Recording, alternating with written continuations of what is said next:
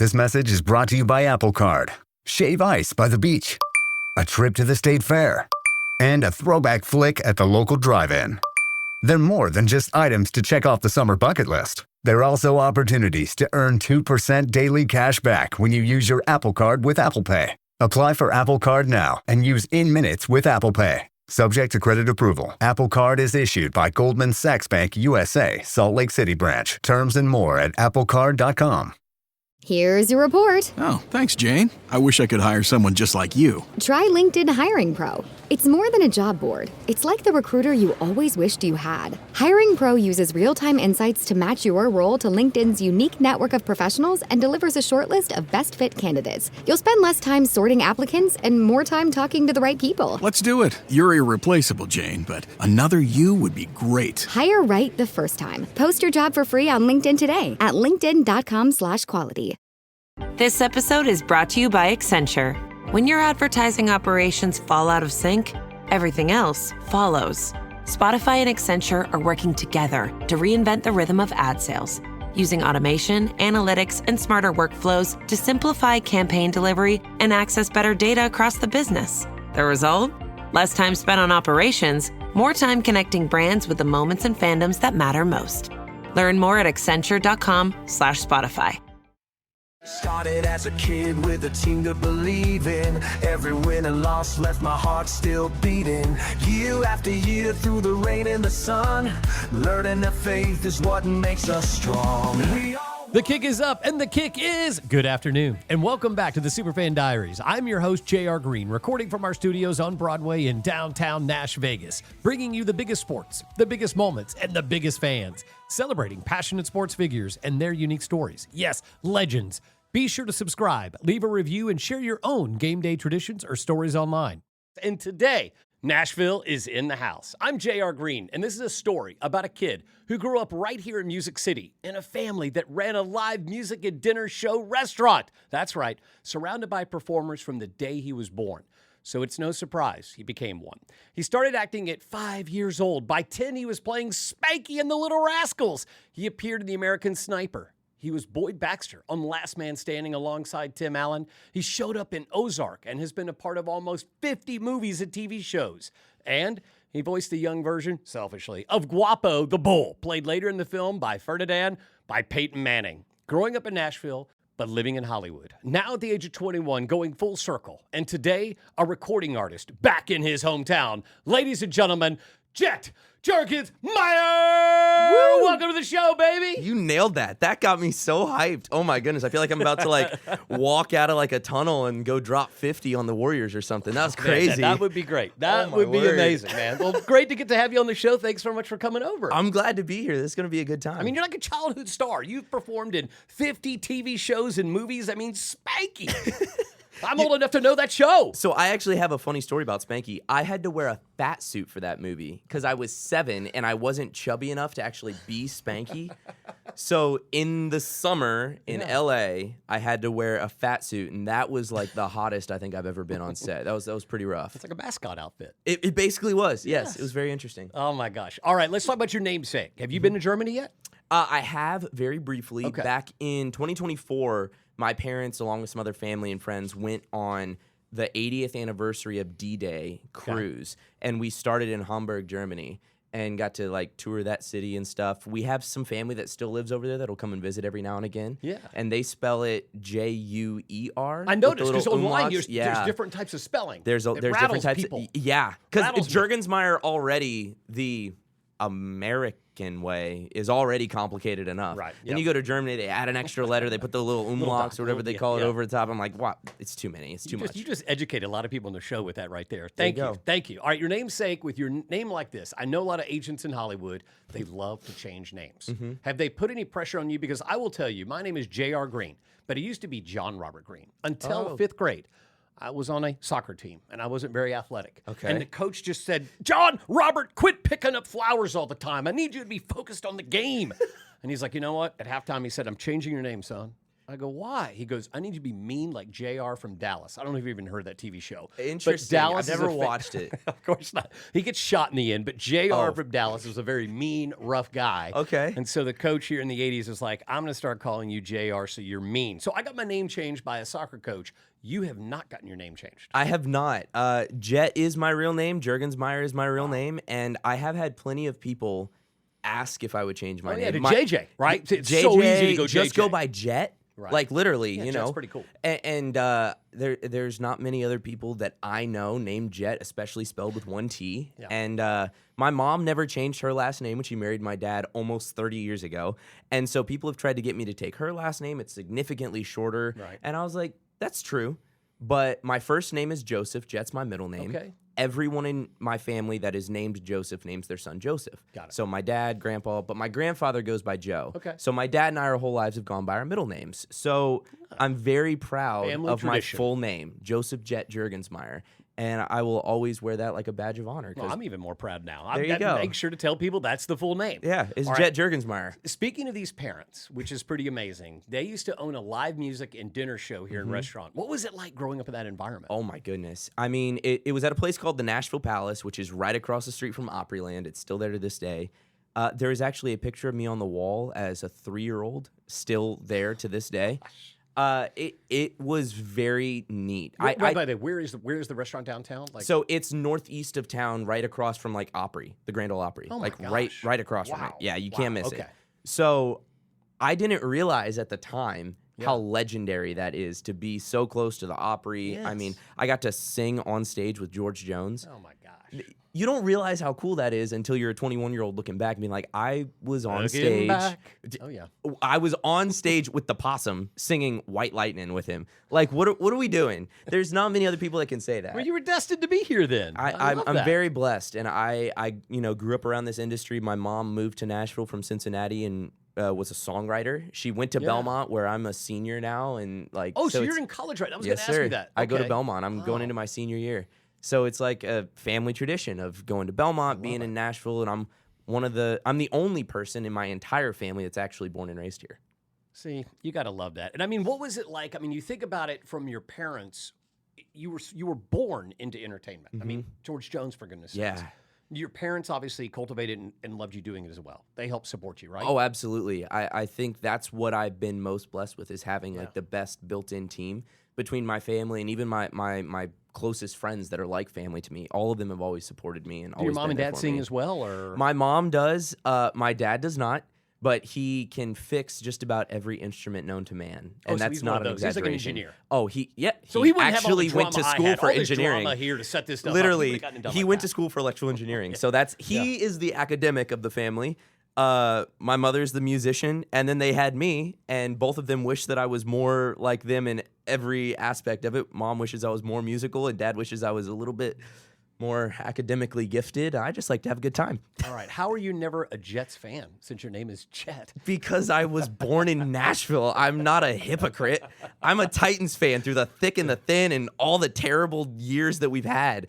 I don't get me wrong. I got to know, when did your identity form, though, around the Titans? Obviously, you were born here. Literally, some of my earliest memories are being at Titans games, at Preds games. Right. So all I've known is the Titans. You know, my parents remember when the Titans came here from Houston. So when they were the Oilers. And they were very good. 98. I mean, There you go. I mean, you get that Super Bowl appearance and you lose by literally, what was it, like 2 yards? Like, it's so close to just they made a changing movie our about history. it. They made a movie about it. Yes, they did. So growing up around that, you know, you're in Nashville, and Music City, but you know, Titans heritage runs deep in our blood here. So when we got a soccer team, I was very excited because soccer was the only sport I was ever actually good at. So I was very, very excited Have about you been that. to a lot of the Nashville games? I've been to a few. I was actually at the game the first time Messi ever came here with You the went to Miami, that one, too. and I was at that game. I went to that one. That I was feel so like a cool. hypocrite because it's like that's the Like- game that pulls everybody in. But Like, what can you are do? you kidding me? Giannis Antetokounmpo was out on the field because apparently he's a part owner in the Nashville team. Okay. So he was out on the field just kicking a ball around. I'm like, who's that 7 foot? Oh, The it's South, Giannis. They were doing that. Yeah, right when he was kicking the goals. yeah. And then Messi scores the game-winning goal, and I'm like, I don't want to cheer because my hometown team just lost. I know. But it is Lionel It was the 10th Messi. shot. It was our goalie that Literally. missed the goalie missed that And shot. I hate to like be happy to have experienced that, but It's I mean, Messi. it's Messi. Come on, It's Messi. the And guy's now- literally playing in the World Cup for Argentina right now. And he's done Like, well. A hat he's trick done already. very well, very well. incredible. It's Yeah, I'm incredible. not complaining. All right. Any particular game you remember as a Titan that just pops to your mind as that's what made me locked in for life? As a kid, I was always a Because I'm wearing the CJ2. shirt for you I was today. always a I'm wearing the CJ2K fan. So like Chris Johnson was my yeah. childhood. You know, 2,000 yards. That was just his peak was so electric that it's hard to not be a fan of that. I became friends with a Titans tight end, Craig Stevenson, from way back in the day, back in the Jake Locker days, like we talked about before we got on air. So I became friends with Craig. I did a movie with Craig where he played like a sheriff's deputy in the movie. And I just thought it was so cool. I'm this like 7-year-old. Yeah. And there's this massive 6'6", 260-pound On tight set end with you. on set with me. And then he says he's for the Titans. And I do genuinely think that was where I truly like became a true Titans fan, because he gave me some Titans signed gear, and I still have it to this day. So I mean, thank you, Craig, for that. If he ever sees this, thank you, Craig, and That's thank you, awesome. Chris Johnson, for all those great years. I mean that. Okay, so let's talk about the years right now. Okay. So it's rough. It's rough on us Titans because I grew up, as you well know, a Vol fan. Yes. So as Vol fans, we like the Titans. Of course. It's here. It's Knoxville. It's close. Knoxville, and Tennessee, we're Nashville. definitely going to cheer for him. But Yeah. it was tough at my age because Peyton Manning was on the Colts. Yeah. And so during that dark period for the Titans, when the Colts show up, they were all Manning fans. Oh, it of was just a course. big Vol stadium. Naturally. And I think now that that's passed, we're able to be normal fans. But outside of the new stadium coming, it doesn't feel like we have that much excitement going on. What do you think? Well, hold on. Okay. We have a Super Bowl coming to Nashville in 2030. Now, Good by my advertisement, Jet. calculations, my professional mathematic calculations that I'm betting the house on, Yep. the Titans will be playing in that Super Bowl. wow. Naturally. 2 years. We have 2 years, right? Yeah, no, we're- 3. Three, yeah, Okay. 3 years. So technically, there's a Cam chance. Ward's got to show up. Cam Ward's going to show up. Carnell Tate's going to show up. I wish Jeremiah Love would have dropped another pick so that we could have got Jeremiah Love. But Yep. I'm excited to see what Carnell's going to do. Super excited. It's I going to be just want great. to do a trade and get Trey McBride because I met him recently and he's a really cool dude. So I want He is Trey cool. McBride on That our makes team. me so happy because he carried my fantasy team like a year ago. So I'm happy. And by the way, for the record, I know Trey, if you hear this, and when you hear it, I'm sorry and I apologize up front for calling you Seth for like 2 days. But I got the name right. It is Trey McBride. You could see he how could Trey pass and as Seth a could Seth go. McBride. I know. I mean, that's the problem. Is I even had it in my Yeah. phone as Seth. Now he's gonna really piece us up next time they come and play us. But it's been a difficult few years as a Titans fan. AJ Brown being gone, Derrick Henry leaving.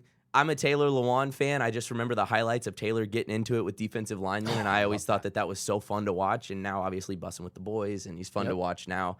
So I'm excited to see what the future holds. What's really interesting is if you've never gone to a Titans home game, it always will feel like an away game for the Titans.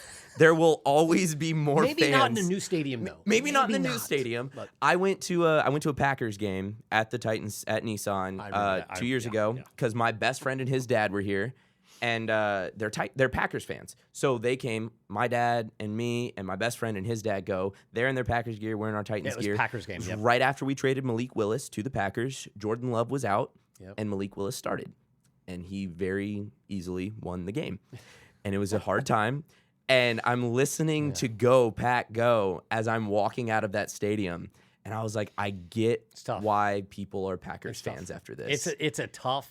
It was a tough crowd. All right, switching gears. Let's Yes, talk I'm about so hockey sorry. now. Yes. No, you're not sorry. It's perfect. I want to talk Yes. about hockey. Predators. So, what? Obviously, they're here. You've grown up with them since they've been here. You were born. Yes. So it's a part. How big does that family go for you? Pecorino was my childhood. So when he retired and they put that statue up in front, I couldn't have been happier. The coolest thing, I shouldn't say never. I rarely get starstruck by people in my industry, in entertainment, in acting, films, music, any of it. I rarely get starstruck by them. But I got to meet PK Subban when he was still on the Preds. Yep. In LA, of all places. That's cool. One of my friend's dads ran a Kings practice rink, and it was in the off season, and PK was there just working out. So we went to the rink, and I met him, and I was like, I'm a 6'1" baby. I'm born and raised in Nashville. Yep. And that day, PK followed me on Instagram. Oh, And he still Way to go, follows PK. me on Instagram to this day, and I'll message him every now and again. He'll comment. We'll comment back and forth to each other. And I just got to say, that was like the coolest thing ever because, you know, he was here when we made that Stanley Cup run, and I was I was so happy about that I still wear that like a badge of honor. It was a beautiful run. I mean, I just remember, you know, we went all 4-0 against Chicago, and that just set the stage for that amazing run. All right, speaking of LA, you just mentioned meeting PK in LA, in that Los Angeles, which is a second home for you. It is, yes. Maybe a primary home. You've been in Hollywood on sets across the country. How do you keep up with Nashville sports when you're on the road so much? Oh my goodness. By having multiple fantasy football teams and crying as I get so close to winning every year and never winning. I played fantasy football for 11 years and I've never once won a league. Never once. I honestly think I'm the problem at that point, but it is what it is. I will always blame it on my players and just injuries and IR just ruining my season. I stay up to date.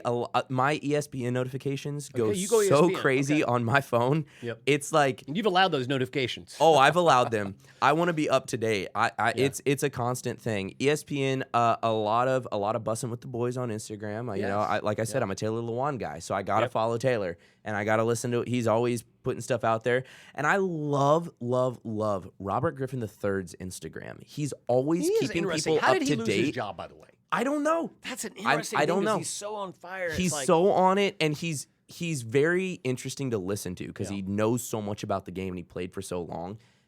Just injuries kept him. Injuries kept him from really peaking in the NFL, and I wish that we could go back and really appreciate those good old days with him while we still could. The good old days. I follow him on Instagram, and I like his updates as well. I love it. All right. This is the end of the first period. Don't go anywhere. When we come back, Little Rascals, Last Man Standing, Ozark, Fernandin, and what is it actually like growing up in Hollywood while your heart stays in Nashville? We'll be right back. Started as a kid with a team to believe in. Every win and loss left my heart still beating. Welcome back. We are here with Nashville's own Jet Jurgensmeyer. Dang. And right before the break, he said he had a good story to tell me. I want to hear this story. Well, it had to do with the fire truck going by. By the way, as you all know, we're basically what's called a fishbowl podcast. Yep. We hear everything. We see everybody. There's bachelorettes. There's a guy still staring at us because I think he loves He's the mural really outside. interested He's in very interested in what's going on He wants here. to know what's happening in here. He wishes But he was in here. the emergency vehicle was going by, and immediately Jet said he had a story, so let's hear it. So I got back last night from a string of shows in Texas. We were gone for basically a full week. We played in Houston, Dallas, Waco, Lindale. We're in Dallas. What venue did you play in We Dallas? actually played for the news in Dallas. That's cool. Yeah, so we played on the morning news, which was really fun. Yes. It was super, super cool. So we got back last night. I've been living out of a suitcase for a week, so I was doing a bunch of laundry and all the things, and I'm just sitting back on my bed playing NHL on my PlayStation, actually. Love it. And fire alarm goes off in the building. Not the smoke alarm, which we've set off a few times. Fire alarm. Brutal.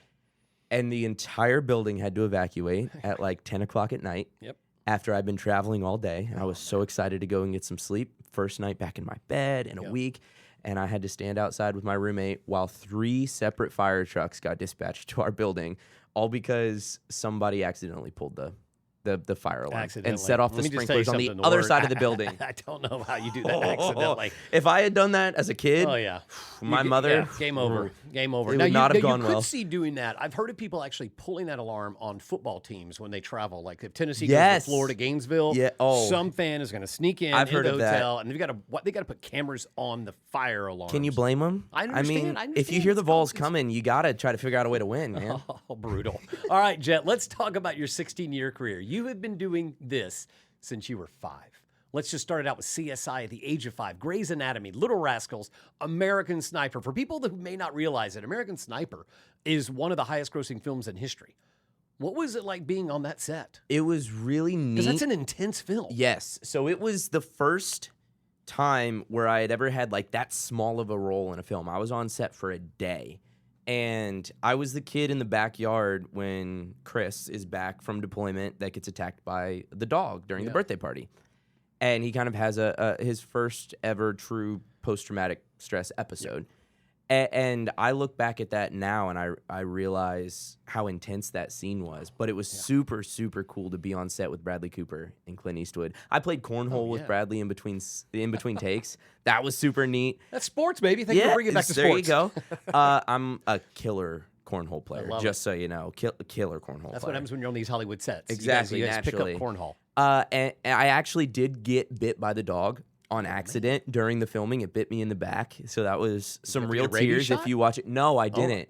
But if you go and watch it and you see some real tears, that's what that was from. I'm 90% sure they used that take, or else I really killed it on like the first take or something. No, they did, because if you know back to the movie Die Hard, you know the scene where he's at the sky and Bruce Willis is holding him. I was calling the bad guy Robin Hood, but he's the guy that he falls. He's like, what am I thinking? Let's talk about Harry Potter. He's like the guy from Harry Potter that everybody knows. Yes. But he's standing there in the watch scene, and what actually happened was the director yelled and said, "Don't let him go yet. The safety net are not available." And he flipped it. So then they got the actual footage of a human being thinking he was about to really get injured. Oh my goodness. And that was what the director, and then he landed safely. But I mean, it was brilliant by the director. Call He's it method acting. He's like, Holy I cow. want to get the real feeling of I'm about to have something real bad happen. So That is crazy. all right, let's talk about another show. Yes. Tim Allen, Last Man Standing. You played Boyd Baxter from 2018 to 2020. Anything special you learned from the legend, Tim Allen? I learned that if you treat others how you want to be treated with kindness, you will have the most high-functioning environment that you can possibly imagine. Everybody will want to put their best foot forward and do their best work and be proud to put their name on a product, because it all starts from the top. You know, I joined that set many years into the show being on TV. You're right. No one had any business being nice to me. Tim didn't have to learn my name. He gave me Christmas and birthday gifts every year on set. The coolest gift I've ever been given is a picture of Woody and Buzz Lightyear, signed to Jet, to Infinity and Beyond, Tim. Jeez, that's amazing. That's the coolest. I don't know what else. That was just the coolest thing ever. He was the nicest person in the world. Everyone on that set was great. Because of Tim having his ham radio license on that set and his character, my dad and I studied and took our test at set and got our ham radio licenses together on set. So we still have our licenses because of Last Man Standing. It's just the coolest experience ever. Did you ever meet his manager by chance, Richard Baker? I did not. Okay. I did not get to meet Richard. He's an old good buddy of mine from I've LA, heard by the way. great things about Richard. Oh, yeah. He's But a stud. I did not get to meet Richard. All right, let's switch to another show. Okay. You played the younger Jason Bateman. I mean, I know the show was dark, but did you get to film in the Ozarks, which is a beautiful area? So what's funny is my parents actually have a house on the Lake of the Ozarks. All right. Yeah. So I didn't get to film there. We actually filmed in Atlanta. So if you ever watched the show Stranger Things, the like asylum that Eleven escapes out of, that's where we filmed. We filmed in that building. Goodness. Yeah. So I walk in and I'm like, this looks crazy. Oh, so that's it was cool. super, super cool because I was a young teenager. I think I was 14, 13 when I did that show. And so I obviously couldn't watch Ozark because of how dark it is and how gruesome it can be. So my parents binge watched the show to tell me mannerisms of Marty and like what would he be doing. So they picked and chose like little scenes that I could watch. Right. And that was exactly how I got the role. And what was funny is on set, my parents are trying to figure out how does this tie into the new season because they became fans of the show. Yeah. I've still never watched the show. It's probably okay. I have still you'll never get to it at some watched point. it. I have to get around to it. I feel terrible saying that because they were so great to me when we filmed. Yep. But all these years later, and I still haven't turned it on. I probably should. I should probably go home and like watch it like tonight. Well, we just talked about it, so why not? But There then you let's switch gears. There's Ozark, but on the opposite side, there's Fernandale. Yeah. Which everyone loves the show. You're the voice of the young Peyton Manning character, Guapo. the big stud at the end who gets Naturally, anxious. give the Southern boy the old stud. Come on. Absolutely. All right. What was it like working with Peyton Manning? I assume you got to work with him. So this is the story I told you I had before we filmed. Bring it. So obviously we record separately because we're all recording at different times, and he and I obviously aren't in the room together for the older and younger version. So fast forward to the premiere. It's a massive premiere. It's super cool. I'm doing an interview, and I realized John Cena's standing next to me also doing an interview, and I about crapped my pants because that was the coolest thing ever. John Cena. I'm like, you can't see me. Hello, how's it going? So we go to take a cast photo, and some person with a headset comes running over and goes, hold on, we got one more person coming. The only person that wasn't there was Peyton Manning. So we see a black Suburban pull up, and the door opens, and I'm like, Peyton Manning's about to get out of this car, and I'm going to literally freak and give him a hug, and he's going to be like, who's this kid? And out stepped Nick Jonas because he did the music for the film. Okay. So I met Nick Jonas, the only person who was not at the premiere for Ferdinand was Peyton Manning. Come on, Manning. Peyton, you and I are going to throw hands one day whenever I meet you because I was so sad. I still have the most respect for that guy. I was a Broncos bandwagon when he was there and threw 50 touchdowns. I was all in. Are you kidding me? Peyton Manning and Von Miller in their I don't even. But hold on, Nick Jonas. Yes, Nick Jonas. What about you doing a duet with him? There you go. I mean, you know Nick, what's up? I need to try to make that happen. I gotta make a call and see if I can make that happen. He's got a big movie coming out. I mean, this is. I will say it was pretty cool to meet him. That's Nick Jonas. That's awesome. But I was still sad that it wasn't Peyton Manning. But it was still really neat to be able. I thought it was. You're still the younger version of Guapo, yes, i.e. Peyton Manning. I thought that it was ironic that whether they did it intentionally or unintentionally, they hired a Tennessee boy to play the younger version of Peyton Manning. I thought that was kind of cool. I love it. You're 21 years old, 15-year plus experience in professional acting. That is an unusual position to be in. What is the most important thing you know now that you wish someone had told you when you were starting out as a kid? I mean, for those young dreamers out there. It doesn't sound like good advice for the future, but I promise it is.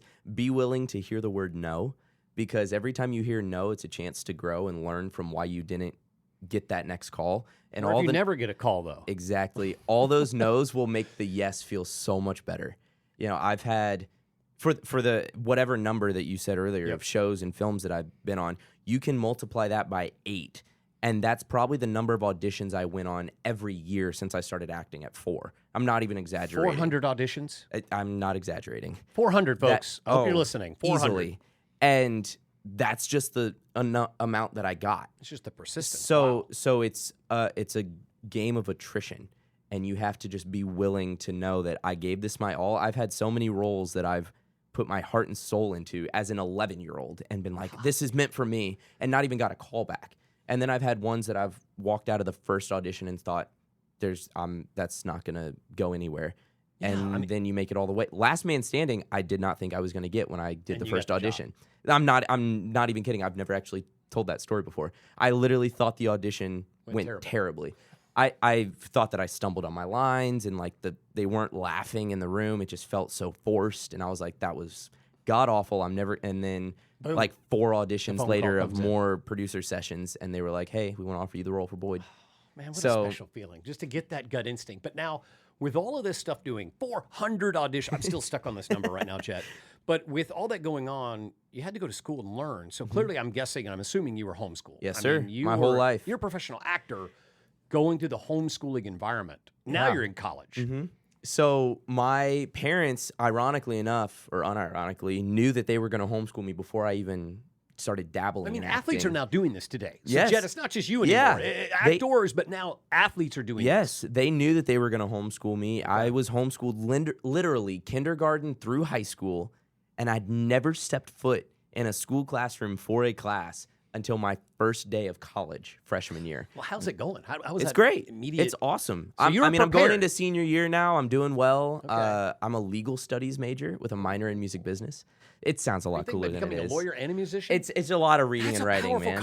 That's a powerful combo. My thought process was I never wanted to sign a bad deal where I had to have a documentary about my career in 30 years about how I lost everything. So I always wanted to have a fundamental understanding of every contract I'm going into from here on out. So that's why I'm studying. So you actually read your own contracts? Oh, yeah, absolutely. You're doing better than me.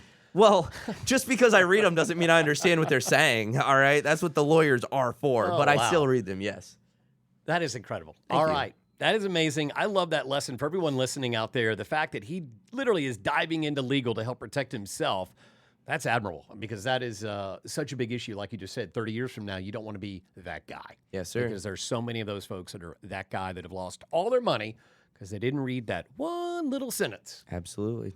I'm probably going to be one of those guys. But you know what? Sometimes you just got to say, it's okay to be that guy. It's all right. But hopefully I'm not. There you go. Motivated. I'm going to start having to read freaking documents. I know, man. It's a lot of reading.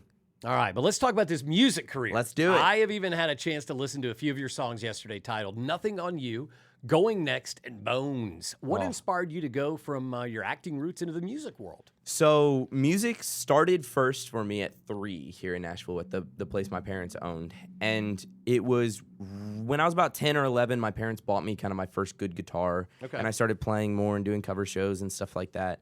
And when COVID happened, we drove from our place in LA to our place in Missouri. We kind of have a spot in the middle of nowhere by my family's cattle ranch in Missouri. The Ozarks, yep. There you go. And so we were there, and I can only do so many hours of schooling and be on the farm so many hours of the day. I got to do something else. So I really started busting my chops of writing songs. Wow. And I mean, I was 15 years old, so all I could do was just write about what I had gone through and what I was going through. And that's where all of my songs come from. Every song I put out has a connection to myself and my co-writers, because that's how we write the most authentic story for the audience. Absolutely. The songs, like I've listened to them, they come through like that. Thank you.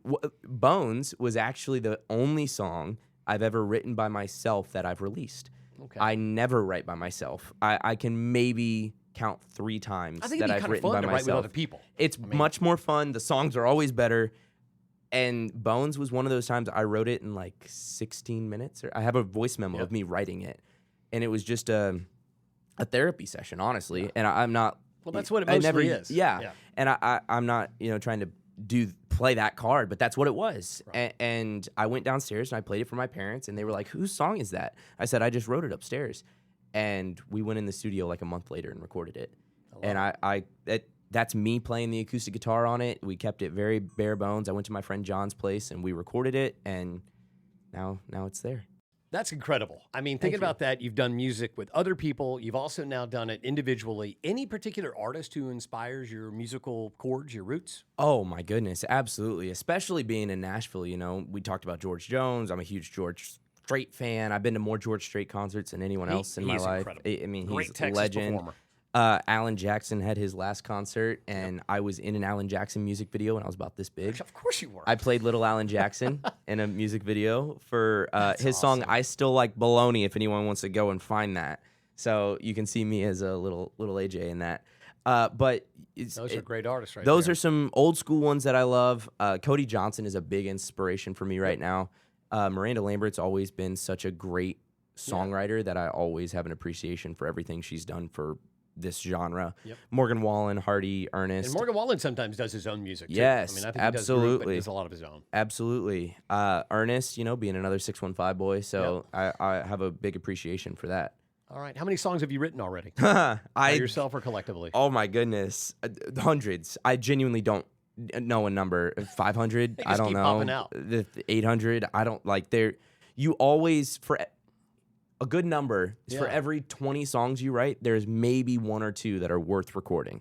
Okay. So you have to write those crappy songs. Now you're at the point where you kind of have to make everyone count, because otherwise it's wasting time. I understand. Yes. But I have a co-write right after this today. That's what I'm doing. So since we're talking about music, how about look at this randomly? There's a guitar right behind you. Oh my goodness! Would you like just to pick that up and how about play one of your favorite songs for us? Oh, this is a great guitar. This is a great OMJM made by Martin. This is insane. It's Martin. That's nice. That's nice.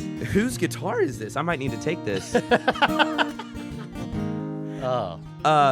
Well, since you mentioned it, I'm going to play my current radio single, "Nothing on You." Let's do it. Wrote it with my friends Hannah and Grant, and I absolutely love this song.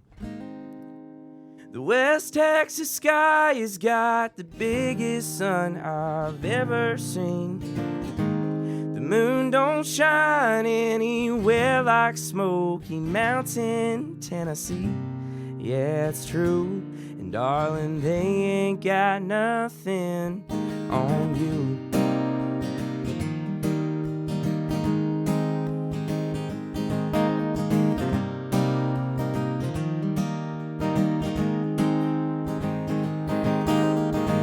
Well, I've spent more time in broken boots that I can't ever forget. Rode out the seasons in an old 07 Chevy bed.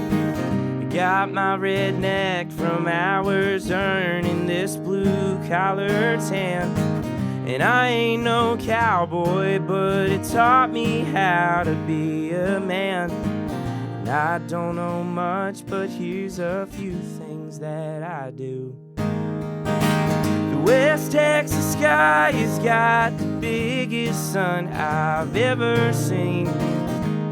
moon don't shine anywhere like Smoky Mountain, Tennessee. Yeah, it's true. And darling, they ain't got nothing on you.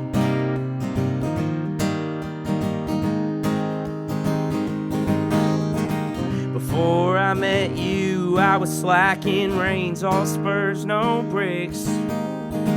Until you roped me in and dallied down. You got this wild boy tamed. There's something about your green eyes that takes my breath away.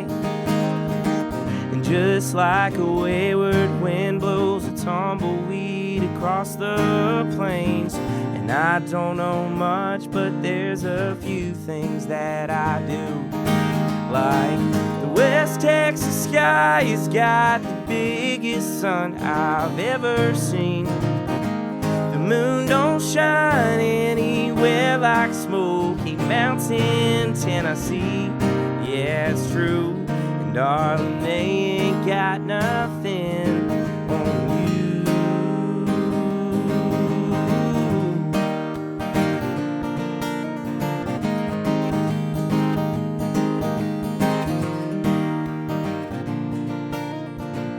West Texas sky has got the biggest sun I've ever seen.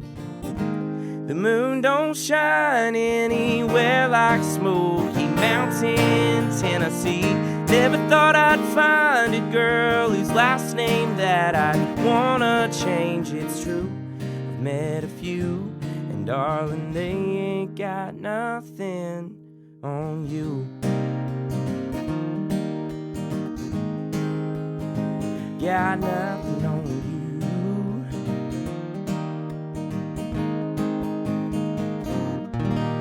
I mean, are you kidding me? That was outstanding, man. Thank Jet, you so much. that was awesome. Thank you. I mean, I'm sorry, but I got to get an encore. I need another song tonight. I can play another one. Why don't you give me one? First off, I've got to dedicate that song right there to my wife, Amanda, because I had to throw it out there because it's just so good. I had to steal that moment right now. That makes Sorry. me so happy. I'm stealing it from you. All right. Give me one of your favorites that you have not yet released, maybe? Yes. I'm going to play you guys one that I literally think has been played out 2, maybe 3 times. Oh, this is cool. This is cool. This isn't even the next one that we're releasing, but just because we've been talking about me being here in Nashville, when you grow up in, like you said earlier, Nash Vegas, there's a lot of worry that your mother and your father have of, their kid growing up in this town, especially being a musician. Oh, yeah. So I brought this song to my friend Erica Latza, one of my best friends in the whole world, who I've written at least 300 of those 500 songs I talked about with. I'm not even kidding. And it was just the two of us. We sat down on a Saturday afternoon and wrote this one about life being precious and running wild always has some consequences, so be aware of them. Let's go.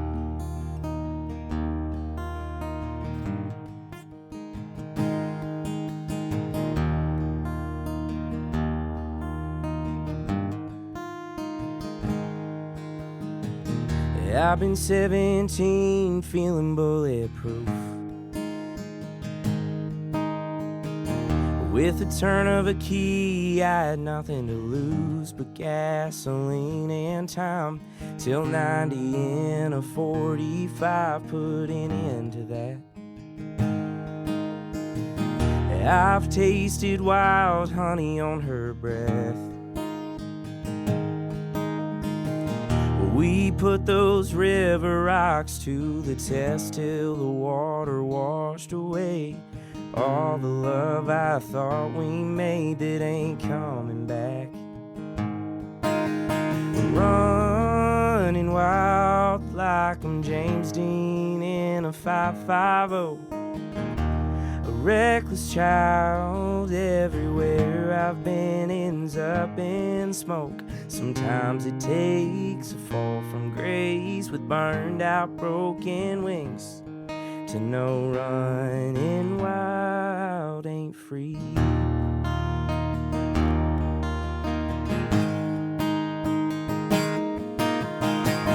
Thought mama's prayers were wasted on me. She said, Have one of your own, and then you'll see if he's anything like you. You'll walk a hell you ain't been through. Trying to teach him that running wild like I'm James Dean in a 550. A reckless child, everywhere I've been ends up in smoke. Sometimes it takes a fall from grace with burned out broken wings to know running wild ain't free.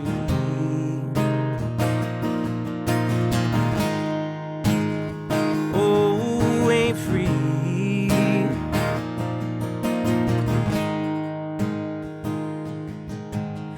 Running wild like I'm James Dean in his 550. A reckless child, everywhere I've been ends up in smoke. Sometimes it takes a fall from grace with burned out broken wings. All gas, no brakes, some dumb mistakes that only time can teach. 'Cause running wild, running wild, running wild ain't free.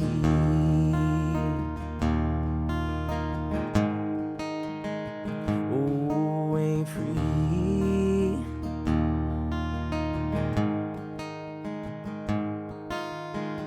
But I've been 17 feeling bulletproof. Come here, man. That was off the charts. Thank you. If that doesn't become a freaking huge Billboard hit, I don't know what does. You gave me goosebumps, man. Oh, I'm glad. Wow. Man, I hope the producers got some video of that because that was hardcore awesome. Thank you so much. Folks, that was incredible. Too bad. We got to go to a break. We'll be right back. This is the fourth quarter. Started as a kid with a team to believe in. Every win and loss left my heart still beating. All right, we are back here with Jet Jurgensmeyer, the childhood actor who became a recording artist, and we just heard his next song called Running Wild. Yes, sir. Which had James Dean in it. I mean, it had it all in there. It was Yes, sir. powerful. All I can think of is 90 to 40. I can't wait for that song to come out on the radio. It's a huge congratulations. So it's just wonderful to have the Music City have talent like you here. Thank you. That means a lot. And Thank you. now it's time for Desert Fan Island. Let's go. Desert Fan Bang. Island. Desert Everyone's Fan favorite on the Island. show. I'm so ready. All right, here we go. I'm going to nail this. You are not in gonna nail the this. picture it, the new stadium. It's Oh. on a desert island. It's you in the new stadium with the Jumbotron. I got goosebumps. I'm so excited. The Titans are playing in the Super Bowl. I'm ready. Titans, but before that, it's a deserted island. We don't know how okay. long you're trapped there. Don't know how long. You're going to get one movie, one musical artist, one food, one drink, and one special person to be with. Let's go out of the gates. Okay. What is the one movie on the Jumbotron just going in circles? My favorite movie of all time, Saving Private Ryan. Oh, I get it with you being American Sniper. like it makes it's a lot so of good. sense. A good second is Star Wars: Return of the Jedi. Okay, Because of the Ewoks. because of the Ewoks on the forest moon of Endor. That is the greatest planet in all of the Star Wars. Anyways, never mind. I'm done. I love it. Okay. All right, one musical artist. One musical artist. You know, I feel like Tucker Wetmore would be so fun to have on a Okay. deserted island. I just feel like he's such a fun guy. Well, you get to play with him because you know how to do music. We can play music. We can play cornhole. You know, Yeah. you see him dancing on stage. I'm sure he likes to, crack a cold one every now and again. We can probably have a good time. I love it. There we go. One food. One food? Dude, I'm going elk tacos. They're No my one favorite. has ever said it, and no one ever will say that. I mean, that is pretty More original. specifically, my elk tacos. I make the best Okay. elk tacos I that love it. you can have people that aren't into like big game meat, and they will love my elk tacos. Oh my gosh, that's awesome. All right, you're now 21, so you get to have a frosty beverage or a Coke, whatever you want. One drink. One drink. I'm a big White Monster energy drink guy. I love a White Monster. Okay. And if I'm going to be on this deserted island, you I'm going gotta to have need a lot some of energy. energy. I'm going to need some sustenance to try to survive and live out these long days. Okay. Smart. Cracking a White Monster. You're playing it smart. All right. Yeah, that's my favorite. One person to be with. My grandfather. He is like the coolest. He's 89 years old. This guy's been in the military. He's been a farmer. He's traveled. And I asked him like 10 years ago, what are the countries in the world you haven't been to? And he goes, I can probably count them on like one hand. The ones he hasn't been to. Right. I'm like, That's a guy I could be trapped on a deserted island with. And we have the same first name, so it's just Joseph Jurgensmeyer just sounds good together. I just The love that Joes name together. now, Jurgensmeyer. There you go. Now you get one Titan or one Predators legend to be with. That's the bonus. Who is it going to be? Can I say one of each just You're because? breaking the rules. Come on, I'm a Nashville kid. Let me. But since you just released an amazing song on our There we show, go. you get it. You get it. You get a vote. Okay. All right. Pecorine's coming on the deserted island with me. I Let's go, said that earlier, guy. I'm a Pecorine guy. Yep. I don't know if this counts because he played for the Oilers, but Earl Campbell's going to come on course this he round. counts. Of course Okay. he counts. I'm thinking Earl SMU Campbell. guy. I'm like 90% sure that he was Offensive Player of the Year one year in the league back in the day. sure. Yeah. I'm pretty sure he was Offensive Player of the Year. Someone's going to tell me if I'm wrong on that. But I think a good legend like Earl Campbell could have some really cool stories to tell from back then when football was still football and gritty and, you know, all the things. I love it. I love it. What do you want Nashville sports in the next 5 years? What does this city deserve? To be playing in the Super Bowl, not just hosting a freaking Super Bowl. We're going to win the Super Bowl, and maybe they'll call me and have me play the halftime show. Oh, there you go, Oh. especially after that song you just released. There you go. All right, it's time now for the buzzer beater rapid fire. Okay, Okay. Jet, quick answers. Let's go. Okay. This is tough, and now you've got to make decisions. Oh, no. Titans or Predators? You can only go to one game for the rest of your life. Which one? Titans. I'm sorry. Best Titans game you've ever attended? The Titans versus Packers one that I talked about, it was just so electric in that stadium. Best Predators game you've ever been into Bridgestone with? Ooh, I went like a year and a half ago to a Preds Blues game, and I'm a pseudo Blues fan because of my family in Missouri, and it was a good tight game, and the Preds won, so I remember being at that game. That was pretty cool. It's my girlfriend's first ever Titans or a Preds game, so it was pretty cool to be there and see her have a good time. Did you ever cheer for the Vols since you got to at least work with Peyton Manning? A little bit, but so here's where it comes in, where I'm gonna. I know you're upset with it because he didn't show up at the premiere. I know. I'm gonna throw everyone off. My dad went to the University of Missouri, so when it Okay, comes he's a to Tiger. SEC schools, I've always been a Mizzou fan, and growing up so close to Vandy. Technically, I would have to pick Vandy over UT. All right. But if it's Vandy if it's UT versus Bama, I'm rooting UT all the way. Are you kidding me? I bleed orange. We want the cigars. Yeah. All right. Favorite role you've ever played? Honest answer. Ooh, probably Bobby Anderson in Adventures in Babysitting. It was Okay. so cool. I'm still so close with everybody in that film. Sabrina Carpenter obviously was in that Yes. and is crushing it. I couldn't be more proud of her, and that was so fun. Another person you could bring on as a duet. Hey, You got to get her the song you just sang. I now. always say if she ever makes that switch over to country, I better be the first name she calls. But you could do a double-double. You've got her to sing her style. There you we sing go. country. We'll nail it. People are doing cross everything. There in you music go. these Maybe she'll days. call me on stage next time she's headlining Bridgestone, and we can go and love it. play a song. All right. Weirdest thing that's ever happened to you on a set.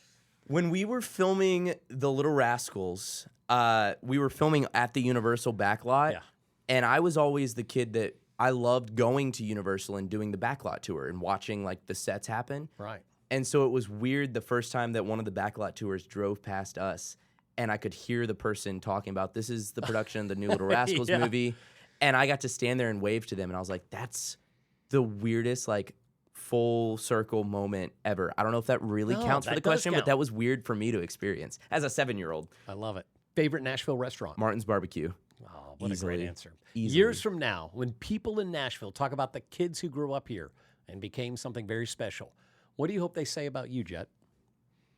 Oh, goodness gracious. I'm so proud to be one of the like few people that was actually born and raised here. That's a really thick question to try to answer I and know. cut 2 through. seconds. I hope that people remember me as being someone that was very proud of my faith and never shied away from who I am and how I was raised.